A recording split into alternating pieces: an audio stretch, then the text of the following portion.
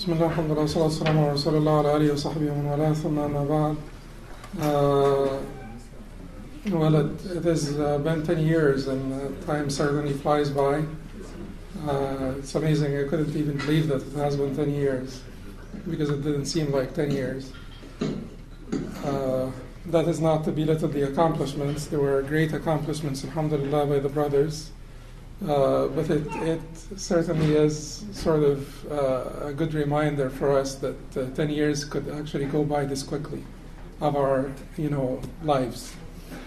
The brothers asked me to address to talk about the culture of the building blocks, because we wanted the building blocks to be a platform for people to contribute to the community.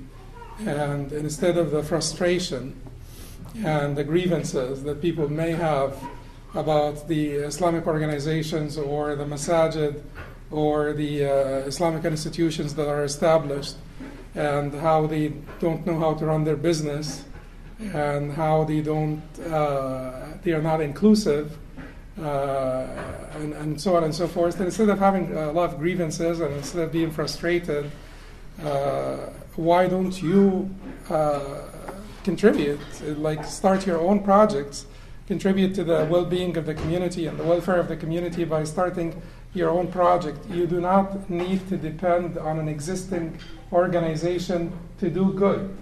Allah subhanahu wa ta'ala did not make the way to Him contingent upon the admission of you being admitted to the path by a particular imam or a particular sheikh or a particular leader in the community. The road is open and you want to walk on it. You could even be alone and make a great contribution to the well-being of the community. But you're not going to be alone. Alhamdulillah, in the past, some of the prophets spent their lives inviting to the cause of Allah subhanahu wa ta'ala, and they ended their career, their ministry, without a single follower. وَيَأْتِي النَّبِيُّ وَلَيْسَ مَعَهُ أَحَدٌ. And some of the prophets will come on the Day of Judgment without a single follower. They continued to do the work that was asked of them. They continued to preach. They continued to obey Allah subhanahu wa ta'ala and conform to His will and invite the people to His path, despite the fact that they had not had a single follower. Do you imagine what this means? Like a prophet. This prophet probably had like a wife, maybe had kids, maybe maybe he had kids and wife, maybe not, but probably did. And this prophet had parents, and this prophet likely had siblings. Likely during those times this prophet had cousins, and he spent his ministry and he did not get a single person. This is a hadith. The prophet tells us about this. So he spent his entire ministry and did not get a single person to walk behind him, to believe him, to follow him. That's amazing. That's amazing. But they did not give up. They did their work. So don't be ever frustrated. Just don't get frustrated. Be positive about the reality and make the best out of it, regardless of what the reality is. Make the best out of the reality that you live. So the building blocks was meant to be a platform for people to pull in resources, human resources and other resources, and empower the brothers and sisters to realize their dreams for the community. If you wanted to see like a certain project started, or you have a good idea to be implemented, then the building blocks should be the go-to place where you could find like-minded brothers and sisters to rely on, and you could get a little bit of help, a little bit of some financial help or some networking help or some logistical help, was just a little bit of help. I guess our budget for the first year was $4,000. This is how much, right, Afzal, or what? Sister Shujana would know about this. She was the accountant. So was it 4,000? About $4,000, I guess, the budget for the first year. But it grew, exponentially. But with $4,000 and some willing individuals, you could do a lot of work. Alhamdulillah, you could do great work. But in order for this organization to have some character, there has to be some orientation for the newcomers, right? Because you have to have some character. Even though it's a platform, even though it's grassroots, it's not hierarchical, it's not top-down, it's not very regimented, it is not very structured, and it is meant to be this flexible. But despite all of this, there's got to be some character for the organization. Otherwise, there is no organization that could survive without having its own character, signature characteristic, its own culture.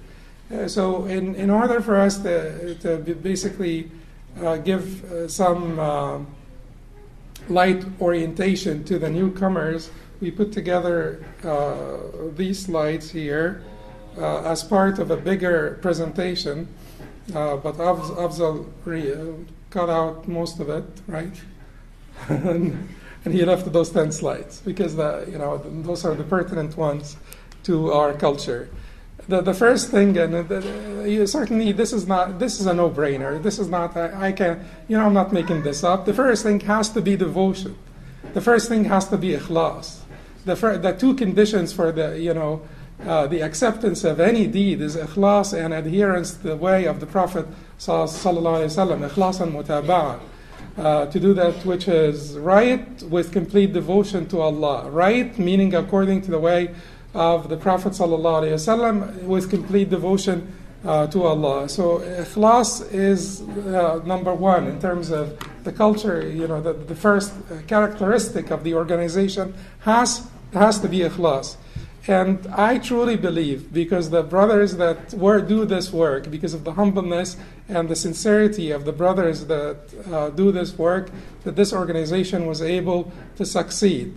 To some people may think a great extent, some extent, but there was definitely we should agree that there was some success, and the organization succeeded primarily because of the sincerity of many of the brothers that were involved in and sisters, and sisters, right? Okay, no, you guys know that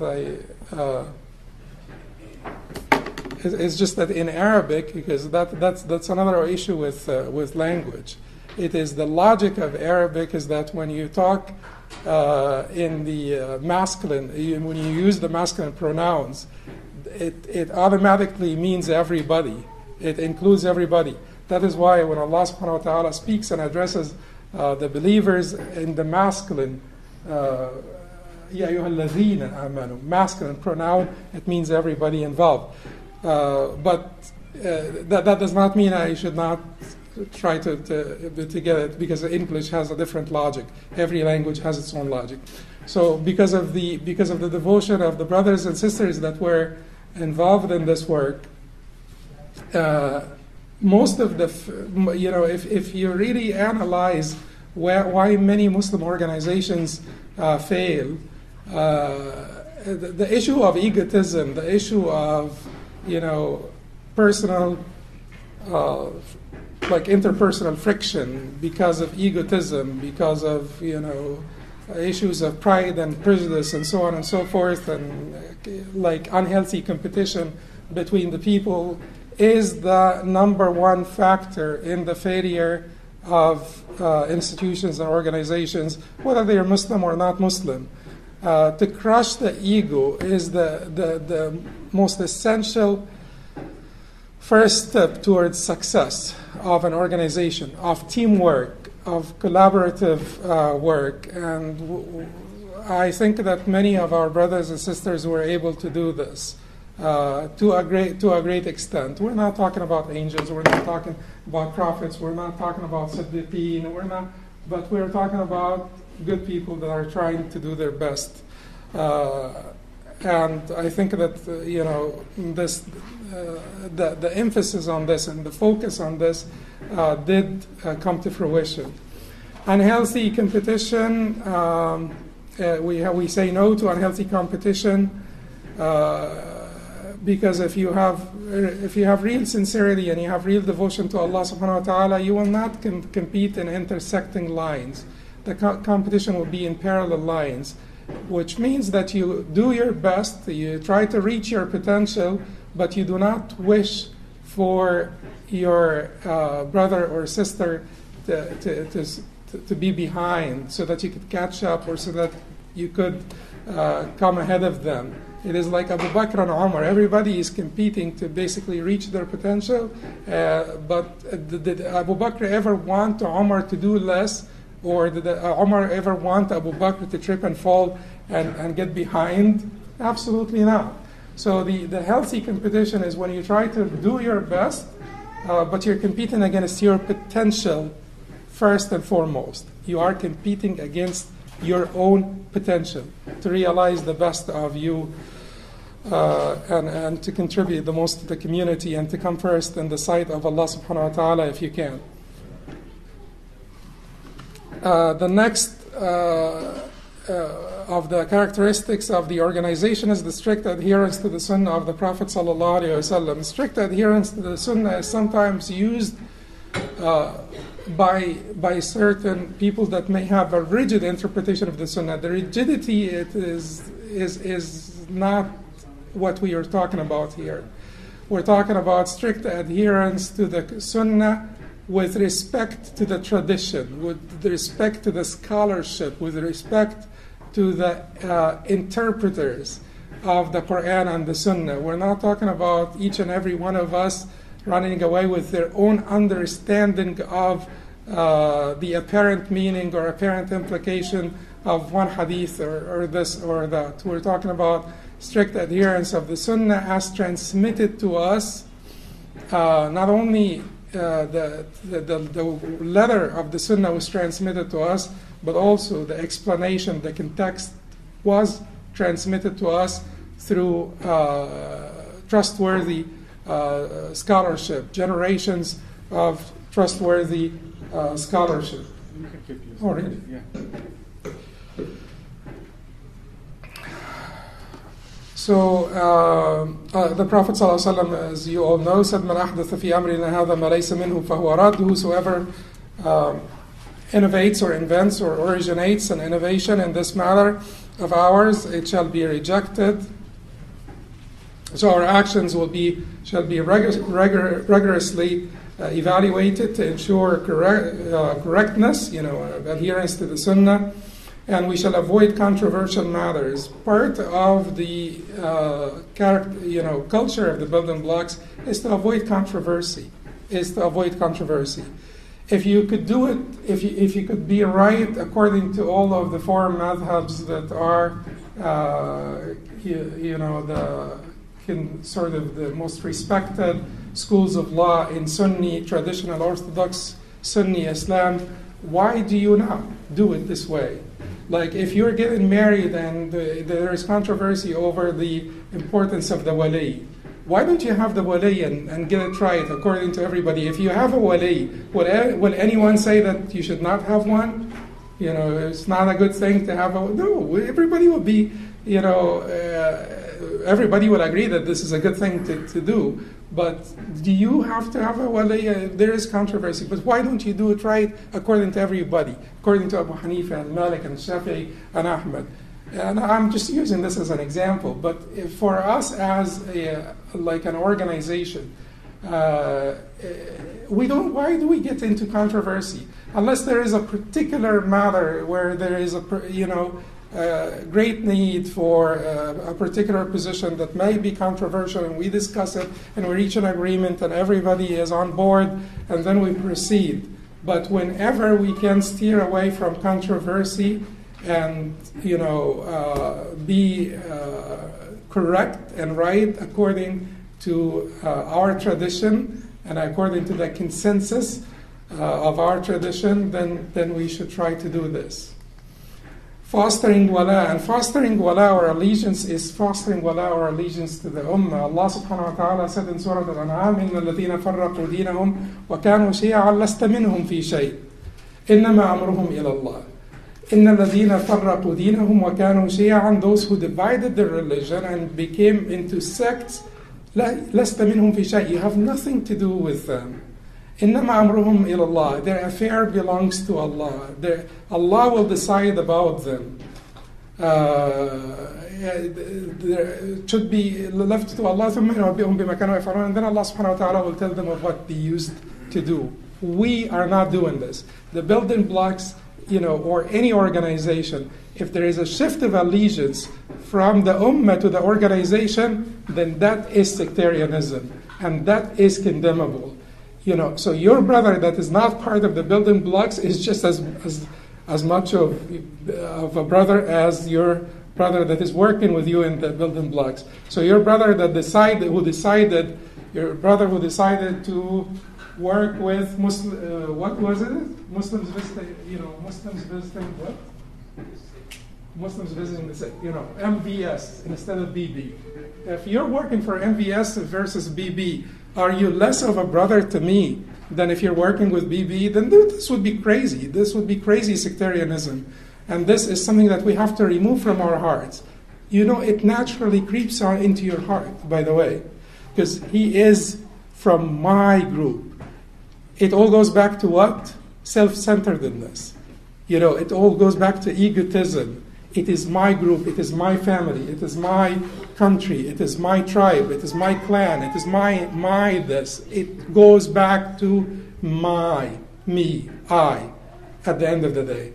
But we said that we have fostering wala to the ummah at large, but to love your organization, through which because Allah through this organizations opens doors for you to do good, right? So to love the organization that enables you, empowers you to do good for the sake of Allah is valid, is healthy. There is no problem. But to make it like a catalyst for division or partisanship within the ranks of the believers is extremely harmful. Extremely harmful. This means what? That our wala to the organization does not mean that we will not collaborate. If we should always be willing to give money and human resources to other organizations and work under their banner. It's not about banners. And if they recognize your work, that is good. You thank Allah, you say Alhamdulillah. Because every organization to continue to thrive, you do need some recognition so that your community continues to support you. And it is understandable that you will be looking for some recognition, not for yourself, but for your organization. But don't fight for it. Don't be aggressive about it. Don't be asking for it too much. If you get it, you thank Allah because it helps your organization grow, gain recognition, recruit more people, and so on. If you don't get it, the ultimate objective is to please Allah and to do good, and it is not for your organization, for the reputation of your organization or the name of your brand is not the ultimate objective. Accommodating newcomers, fostering wala to the ummah means that newcomers should, when newcomers, and the building blocks has been successful at this, right? We had like a great turnover, which is not a bad thing, like the high rate of turnover in companies would be bad because it means that you don't have an employee loyalty. But sometimes for volunteership, for volunteer work, people have, if I have some time to dedicate to the volunteer work and then I get like 2 kids or twins or I get like a demanding job or I move out of the city or something of that nature, then replacing those people with newcomers should be a sign of health. And alhamdulillah, for the building blocks, we did not have people just walk away because they deserted. It's not a phenomenon. If you have one or two people, or like a few people who did that, I don't know. I don't remember any. But certainly in any organization, this will happen. But it has never been a phenomenon. Yet your ability to get newcomers to feel at home, from day one, it means that your heart is open to all Muslims, and that is the meaning of وَالْمُؤْمِنُونَ وَالْمُؤْمِنَاتِ بَعْضُهُمْ أَوْلِيَاءُ بَعْض. The believing men and women are allies of one another. See, here in the Quran, the women were mentioned for a particular purpose. Continuous growth. Always seek authentic knowledge from trustworthy scholars. We shall never neglect our hearts. Without knowledge, our actions are prone to misguidance, and without purification, our actions will be all in vain. Without knowledge, we will be incorrect. We could be misguided. But without sincerity, even if you have the knowledge, it's all in vain. Gone, zero. It's a big zero. If you go to a lake with a faulty net, you can get some fish out, right? You could catch some fish with a faulty net, right? If you go to a lake that does not have fish, with the best net that you have, you're never going to catch anything. And that's the difference between sincerity and correctness. That's the difference between sincerity and correctness. Those who are insincere, they're trying to catch fish from a lake that is empty. Positivism, أمتي كالمطر لا يدرى أولها خير أم آخرها. We talked about this. Don't get frustrated. Don't become desperate. Be positive. There is goodness in this ummah that forever, until the day of judgment. Empowerment, the building blocks. That is what it means. You have a pool of resources. We support one another. We provide, logistical help, a little bit of financial help, and manpower. Righteous governance, and righteous governance, it means a lot of things, but we don't have time to go through this particular issue. Righteous governance is one of our greatest difficulties as Muslims. You know that, right?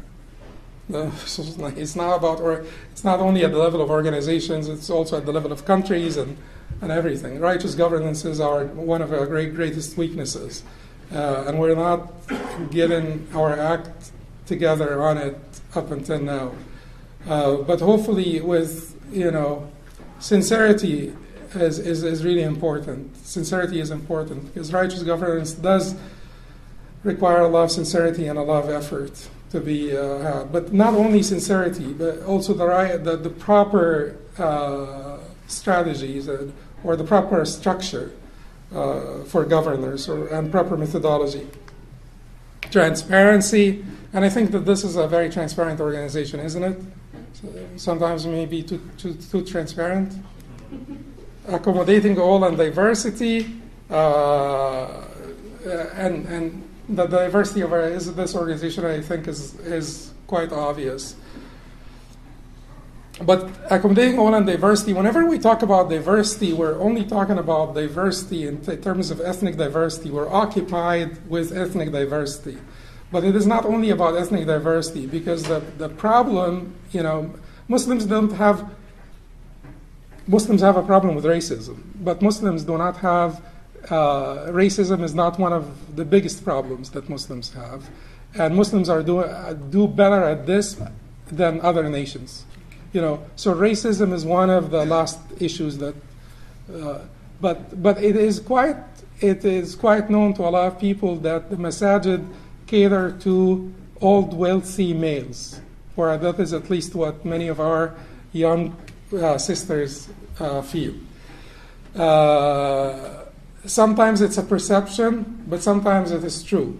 So in this organization, we wanted to make sure that we are accommodating the youth, and we wanted to make sure that we are accommodating the sisters to thrive within the organization. Forbearance and forgiveness is extremely important, because after you try your best to be right or to be correct, you'll still make mistakes. And if you do not want to make mistakes, stay at home in your bed. Because once you leave your bed, you're prone to error. You're prone to making mistakes. And don't say anything, good or bad. And don't contribute to any discussion, and don't express your opinion about any issue if you do not want to make mistakes. But to have any sort of movement, you're prone to mistakes, just by default, by the virtue of being a human being. You will be prone to mistakes. So if we want to have some movement, we should tolerate error. And we should be forgiving, and we should be forbearing with our brothers and sisters, particularly newcomers to the organization that will make mistakes and that will, sometimes big blunders, but that's fine. We will correct it. We will not tolerate it in the sense that we will basically allow a culture of sin in the organization, but we will allow a culture of forgiveness. We point out what is right and what is wrong, but we are merciful and forgiving.